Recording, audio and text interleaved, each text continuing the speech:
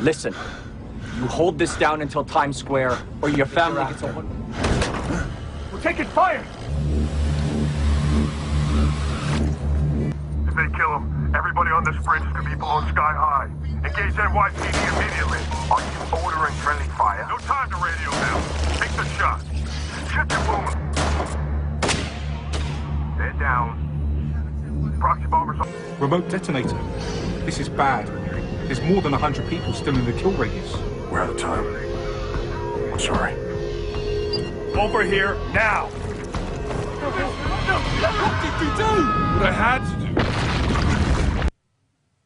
And really, in other ways, this game just goes along with the same indoctrination of series like 24 with Jack Bauer, where it's okay to torture people. You decide if it's worth it to kill civilians to stop a terrorist attack, especially when it's American citizens as part of a homegrown effort.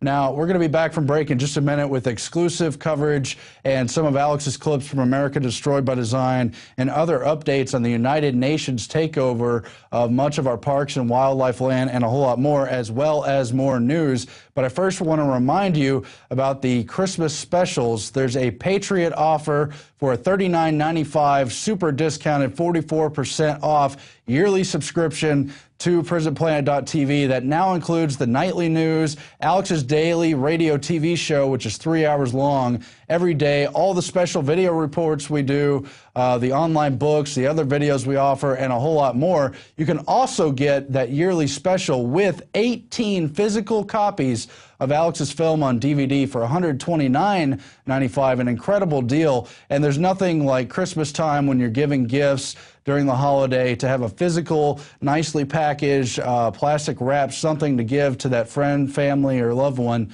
to let them know, oh, what is this? What is this you want me to check out? And a lot of times they will, along with the other junk you get around the holiday times. So something to keep in mind. We'll be back in just a moment from break. If you believe in this information and want to support its viral spread, go to the INFOWARS store at INFOWARS.com. We've got the new G.I. Joe INFOWARS t-shirts. We've got the incredible Pro Pure gravity-fed filters available at INFOWARS.com in the store. We've got a new DVD, Scientists Under Attack, the Don't Tread on Me flag. We've got all sorts of different bumper stickers to help spread the rebellion virally. It's all there, wristbands, citizen rule books in every order.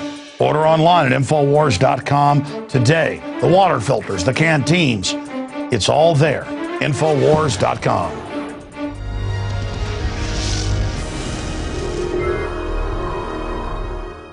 And we are back from break. I'm Aaron Dykes here again on this Friday edition of the INFOWARS Nightly News. As you know, we've been trying to bring you more and more special coverage of stuff the mainstream media won't touch and stuff that even a lot of our longtime listeners are aware of but may have fallen off the path as far as specific details and putting the bigger picture together. With that in mind, we want to review some of Alex's first film, America Destroyed by Design, from 1997, where he covers the United Nations takeover of U.S. national parks and wildlife land, as well as parks throughout the entire world. It's all part of the larger Agenda 21 United Nations biosphere takeover, where they're going to move populations away from those areas into concentrated cities and really restrict that usage for kind of the international scientific community's discretion. There are executive orders we're going to cover involving that. There's specific national monuments and World Heritage Sites designated by UNESCO we're going to cover, and a whole lot more. The list is exhaustive. We're going to touch upon a lot of that tonight, but first, let's check out a clip from Alex's 1997 film. Our story starts in southern Arizona, where the UN is taking over. Just look at the size of this beautiful organ pipe cactus. And the biggest concentration of these in the world is now part of this 500,000 acre UN UNESCO environmentalist biosphere. Has nothing to do with the environment. It has to do with control of resources. Gorgeous. Just look at it. Look at the size of that thing. It's got to be, what, 40 feet tall? You're looking at the certificate of ownership of our national parks. So they started the precedent way back in 1968, and by 1976, the Organ Pipe Cactus National Monument was beginning to come under international control under the guise of environmentalism. But in 1996, you'll find teeth were added. Now we're fixing to go inside the main visitor center and talk to the head ranger and find out if he's aware of this massive loss of U.S. sovereignty. Have you seen this photograph right here? And I called Bruce Babbitt's office and talked to some of their people, and they told me that that was true at Mammoth Cave, United Nations, a World Heritage Site, an International Biosphere Reserve, and they said, well, yes, and we took it down because people didn't like it. See, y'all don't have that, and y'all never did.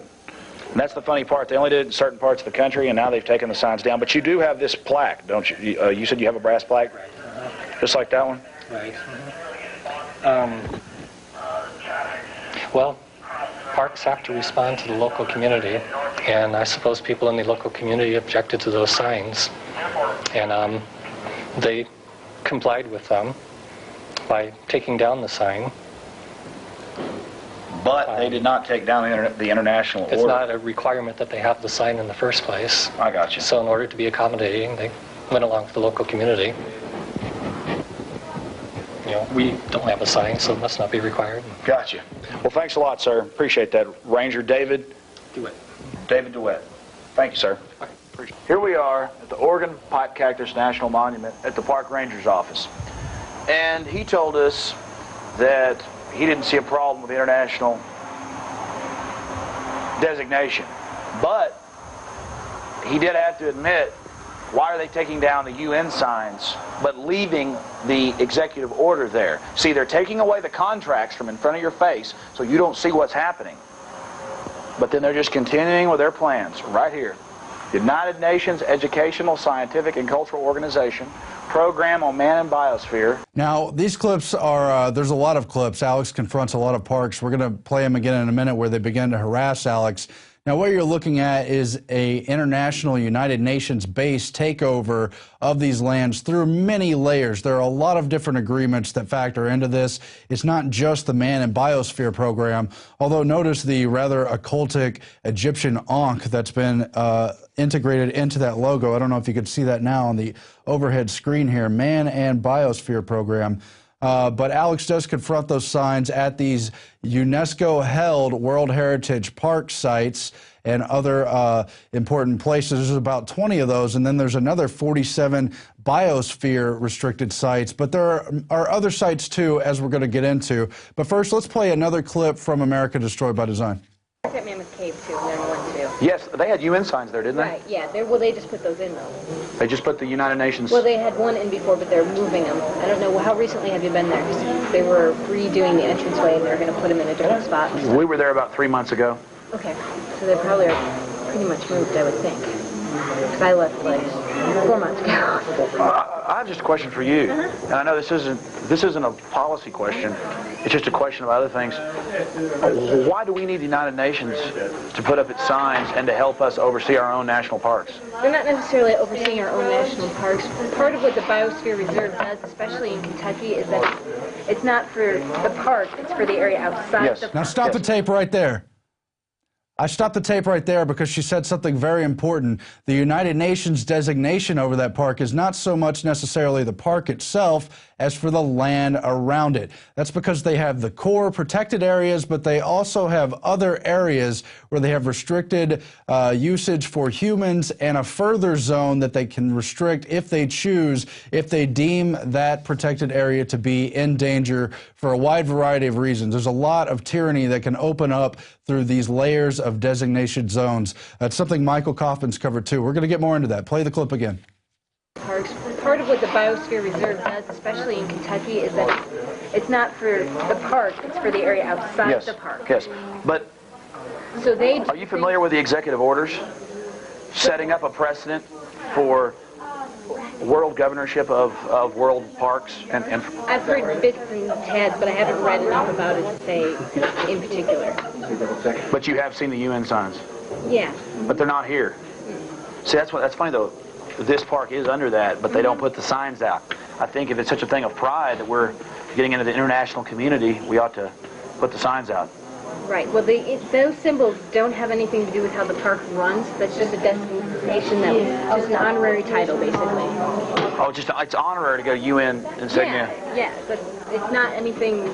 It helps us maybe get some grants with research and things like that, but that's all it does. It doesn't help control the park in any way. You mean international money coming in doesn't affect the way the parks would be run? It's for research and things like that. How does that affect the park? Well, how it affects it is researchers give recommendations to the parks and to the states, locales, and the federal government. Right. And by doing that, they are paying the researchers. That's the key. That's the keystone. That's the Trojan horse. Then they will give the information that the people. You probably heard the term. If you want a survey, you can pay for whatever you want. You tell them what you want in a survey. Yeah, I've heard that before. Because I really support the parks. I just feel like that I see too much big. I mean, I don't even mean corporations. I mean super old money banks in Europe and other places are really out for big land grabs, and they're instituting the policies. We're hearing it in the universities. It's almost fascistic measures sometimes. Is there anybody that I can, who will just tell me the same thing you did, but just where I can have a mic on and things? Well, we have a public affairs officer right here. Well, you heard me just ask him to just politely talk to a public affairs officer. We were sitting down for about 10 minutes with our cameras off and barely got a shot of her. That's why we had to freeze it. We only got about a half a second of her. She was very rude and drug me to the back and threatened to arrest me for dare to ask questions. Was I some type of terrorist? And you should have seen the monster they had in the back with us. This is all part of America. Yes, if you ask questions, you must be some type of weirdo. Now there you have a World Heritage Site sign, one of the 2 UN designations that the Grand Canyon has. And under these, I've already told you many times, the Executive Order 12,986, which turns over control to the international community as collateral on the national debt. I want to make a point. All the rangers and people we talked to up to the point at the office were very kind and polite and helpful. It was only the big wigs, and they openly told us behind closed doors that they had heard about types like us that were asking questions about the UN. We have to be watched. And there you have it. Alex got himself in trouble with those little petty bureaucrats over asking questions about